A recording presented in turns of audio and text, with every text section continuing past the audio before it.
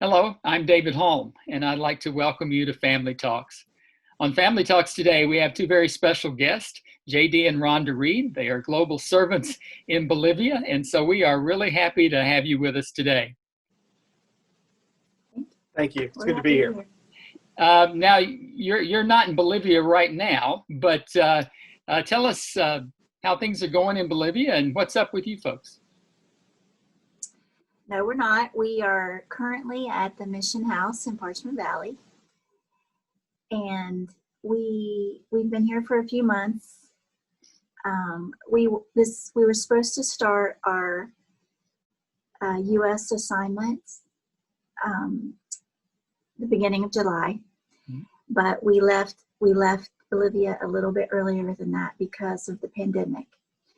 And just to give you a little bit of information on what's happening in Bolivia.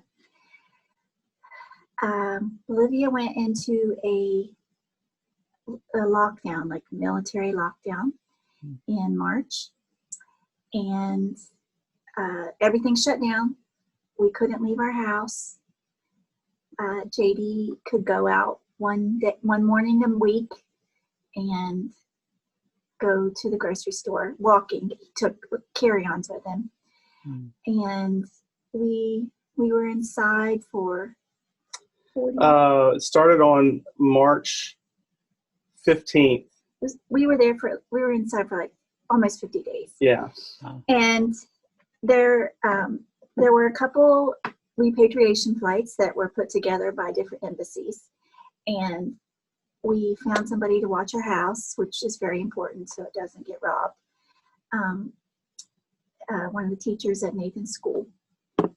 And we left on a repatriation flight on April 30th.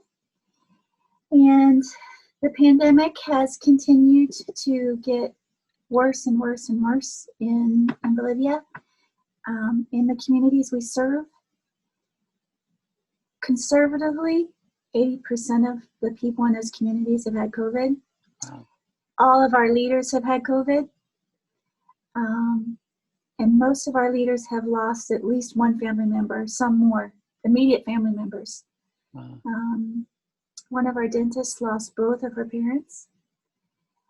And a brother, too. And a brother. So the pandemic there is very different. The healthcare system has collapsed, and people have not worked since March. So our ministry has obviously looked very different too. We haven't been able to, do what we normally do. So we've, reappropriated funds, and we've just been feeding our leaders' families and supporting with medical bills and funeral bills, but they just haven't been able to pay because they haven't been working. So yeah, Bolivia is very different than the U.S. Yeah. That they're in the middle of an interim government because last October they had a national elections as they do every 5 years. And it was pretty widely determined by multiple organizations in country and out of country that it was completely fraudulent. So they had to annul that election, completely discount the whole election. And in the process, the country went into basically a national strike, which led to the president resigning and fleeing the country. And so this interim government took over about 1st of November-ish last year. And they were going to hold a new election in March. The end of March, which then was postponed back to April, which then was postponed back to September, which now has been postponed back to October, hopefully. And so not only, it was kind of a perfect storm in that you had this pandemic where actually the death count is still rising exponentially in Bolivia. And then on top of that, you have an interim government that really doesn't have the confidence of other countries or its own people, and they're trying to figure out how to get to having an election. And so it's like all these things coming together at the same time. So it's been pretty tense. We have some friends that have been in their homes in that quarantine where you can go out once a week for a morning for over 125 or 30 days now. Oh, wow. And it probably won't end until the end of September for sure. So a big prayer request is the election. Yeah. It's going to be an has interesting the potential time. to be very bad because there's protests already Yeah. on top of the pandemic. So that's a little condensed. That's a really condensed version of it, actually. I understand. I'm sure there are all sorts of stories associated with that. Obviously, you're not going to be going back anytime soon. So what have you been able to do since you've been here? Well, for us, a lot of what we've been able to do is the same that most every church and every pastor has. It's been having Zoom calls, talking back and forth with the leaders of the ministry. Fortunately, the ministry that we support isn't new. It's been around for 15 years. A lot of people remember it as the House of Hope, Right. who started by Dr. Mario and Edith Morales. And after her death and he resigned, we took over. And so now the foundation, it's now a foundation. And so our ministry has been with the foundation in trying to keep track of what's going on in the communities, what's going on with the families, helping to take the money that we've received from White Cross and turn it in such a way that we can help provide food, like Rhonda said, and even supplies and medicines when necessary. The masks. Masks. Oh, yeah. A large majority of the budget for House of Hope comes from teams.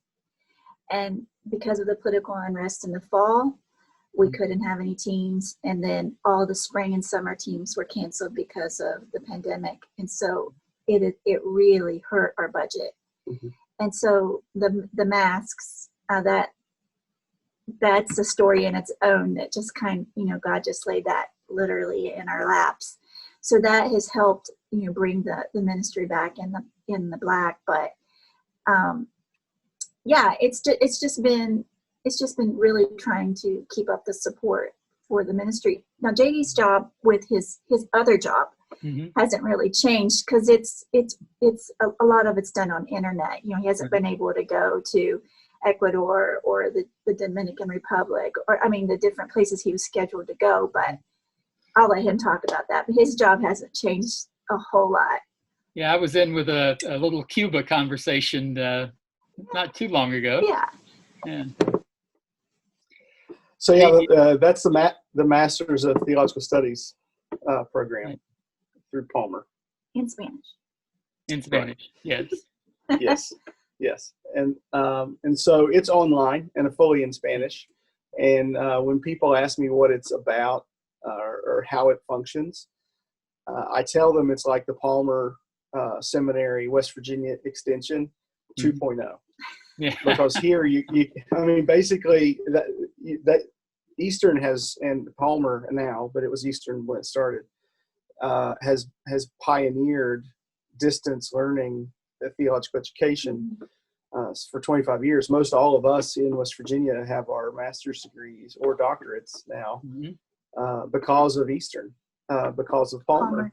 And so as a continuation of that program, now moving it into the 21st century, I guess you could say, we now, for us, our program, we do the whole thing online.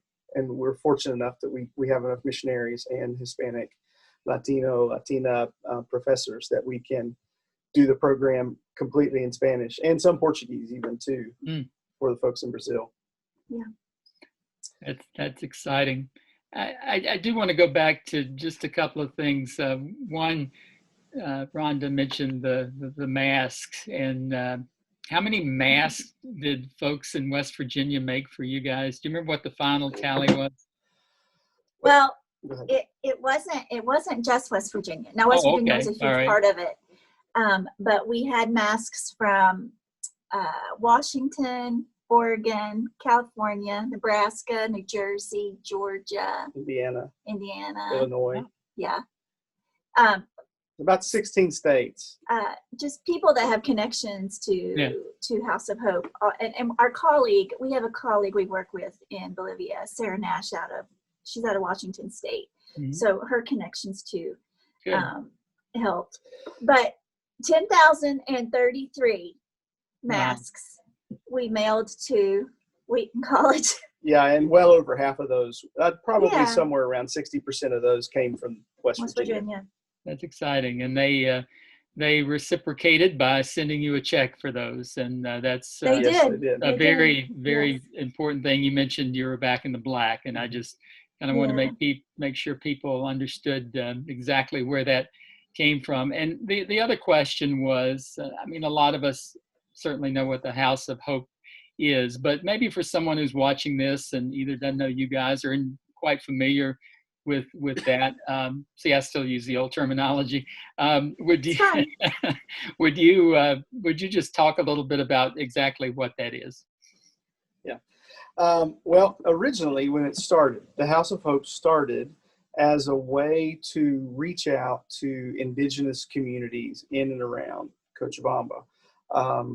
About 60% of, give or take, of the population in Bolivia are native communities, indigenous communities, tribal, Incan heritage communities, mostly.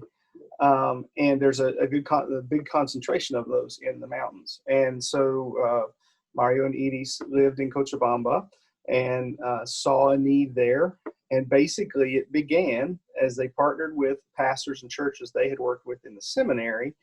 And they just started doing public health, washing babies, giving out vitamins, and helping people learn how to cook so that they could prevent anemia.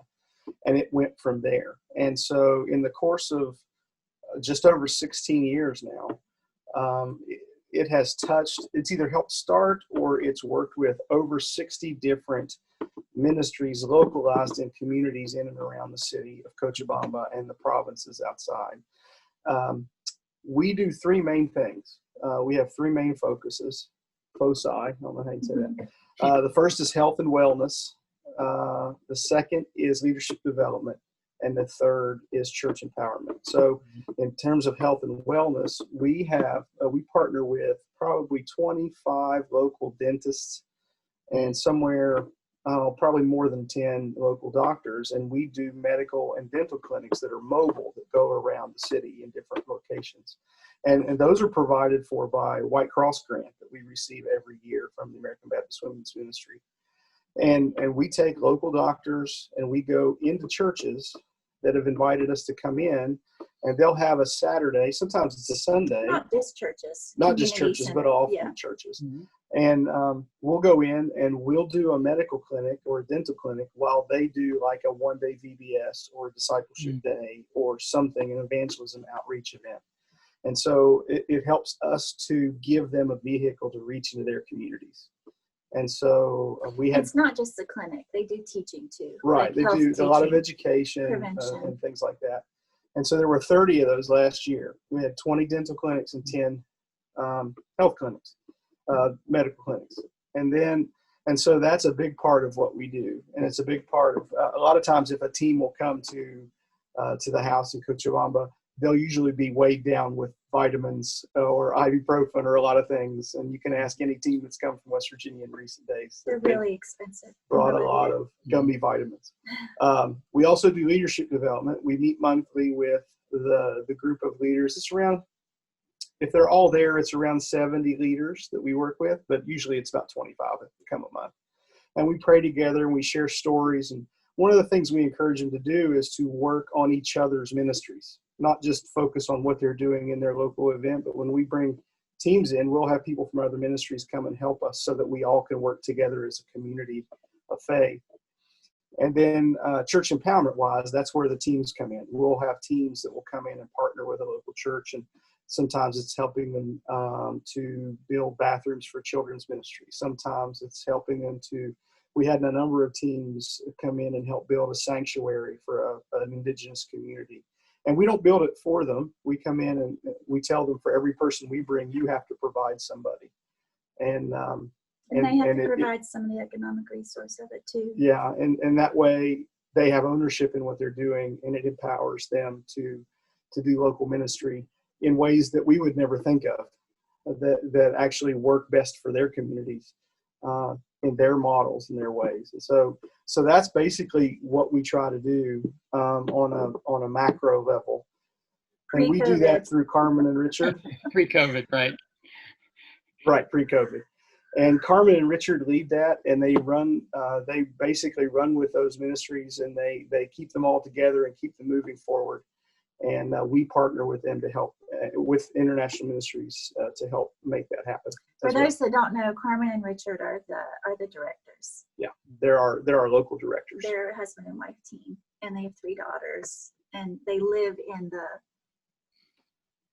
House of Hope base in Coach. Yeah. Well, if there's something in common with churches here, and certainly with your ministry there. Pre-COVID, we knew what it looked like. Post-COVID, we're not really sure what everything's going to look like, but we all know that God's in control, and He's going to use it and expand it and bless it in whatever way He chooses. Mm-hmm. But appreciate your leadership in that. One of the things I do want to say is that we in the West Virginia Baptist Convention are very proud of our global servants from West Virginia. And I know that one thing I have found out as an area minister is how how fondly churches talk about all of you who are serving from West Virginia. And I know provide financial support and those types of things. And certainly you're prayed for all the time. But is there anything else that maybe we as your West Virginia Baptist Convention family be doing now or in the future to benefit your ministry? Well, speaking on our behalf and on behalf of the Aragons and Deb and Keith, just keep praying and asking. A lot of times, even though we know we're prayed for a lot, it feels like we're out of sight and out of mind. Mm-hmm. And any opportunity that you have to pray for the ministries that we do, whether it's in Bolivia or in Mexico in different parts, or pray for our kids or pray for the opportunities, and just check in. Whether we're in the country or out of the country, we're just an email away, and I know every one of them would love to have the opportunity to share what God's doing. Definitely do that. I think any of us could talk about our kids forever. Yeah. Of course. But yeah, the challenge that we're all having, not just these 3 families, and you got to count Debbie in that too, and Debbie Mullinex, but all around IM, all throughout IM, is we're just trying to figure out what does ministry look like now, and how is, for us, it's not about going back to what it was. Sure. It's about where's it going to go from here. Right. And we're really excited about where things could go. But we're still trying to figure all that out. So be praying that, just like your own church and Baptist Convention, be praying that God will also lead servants all around the world to whatever this new normal is going to be, and how we can do His will for the kingdom within the communities that we're in. No matter pre-COVID, post-COVID, there's still needs. And so the way we show our love, our love for God, is to love others. Mm-hmm. And so in Bolivia, that's literally feeding people. I mean, they have no income, they can't buy food. Mm-hmm. And so, if we look around us, no matter where we are, there's a way to serve people. Mm-hmm. You don't have to fly somewhere to do it. You just have to be willing to look out the front door and see who's across the street. Exactly. Well, I really appreciate you taking the time to join with us today. And I did see you briefly at Parchment Valley the other day, and I was busy doing something. And by the time I got back in the room, you folks were heading out. But just really, really appreciate you guys and what you're doing, and what God will continue to use you to do in the future. If someone wanted to contact you about the ministry, would that be okay if they wanted to find out what's going on, how they can be part Absolutely. of it? And there are ways to do that. We can. I tell you what, just contact your area minister, and we'll tell you how you can get in touch with these folks. The other way that you could do it also is to get in touch with Todd McClure, the mission support person for the state, and we're in constant contact with him. We will be here until next summer, 2021, and we have a lot of places to go and people to see, but we would love to come, and yeah, literally all over the place. But we would love to come and share the story of what God's doing in Bolivia in your church or with your small group, whether that's online, in person or by video or Zoom. Whatever. However we can do it, we love to spread that word around what God's doing around the world. Wonderful. Well, folks, thank you again. And for those of you who are watching, we thank you for joining us for Family Talks. We'll see you next time.